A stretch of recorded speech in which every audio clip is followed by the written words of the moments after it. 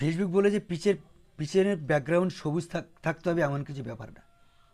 হ্যাঁ, থাকতে হবে, এটা বলেছে থাকতে হবে তোমার ভিডিওর ভিতরে, তোমার কন্টেন্টের ভিতরে জীবন থাকতে হবে। যে কন্টেন্ট দেখে মানুষ শিখতে পারে, জানতে পারে, বুঝতে পারে।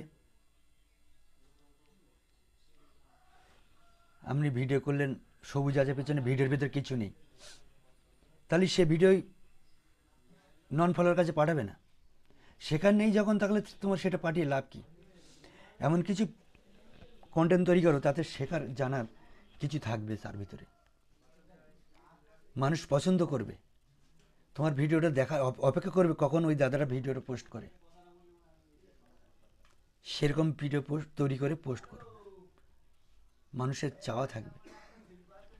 হুক লাগাবে তিনটে, প্রথমে, মাঝে, লাস্ট।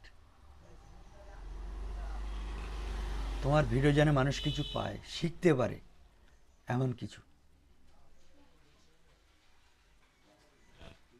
আমার অরিজিনাল কন্টেন্ট আমি নিজে বানাই, তবু আমার কন্টেন্টে ম্যাচ আসে। জানি না অ্যালগোরিদম কী মনে করে।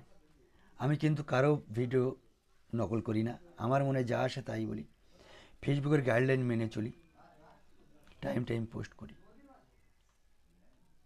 তোমরাও এই এরকমভাবে কাজ করে যাও, দেখবে আস্তে আস্তে তোমরা উন্নতি করছো ফেসবুকের অ্যালগোরিদমের জানান দাও যে তুমি একজন নিয়মিত কন্টেন্ট ক্রিয়েটার, তবে তো সে জানতে পারবে।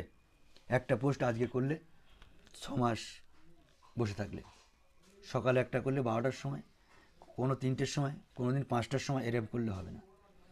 তুমি যে ধরনের ভিডিও করো, কন্টিনিউ টাইম মেনটেন করে ভিডিও পোস্ট করো, দেখবে ফেসবুকের অ্যালগোরিদম জানতে পারলে তোমার কন্টেন্টগুলো নন ফলোয়ার কাছে পাঠাবে। নন ফলোয়ার কাছে পাঠালে তোমার ভিডিও ভাইরাল হতে বাধ্য।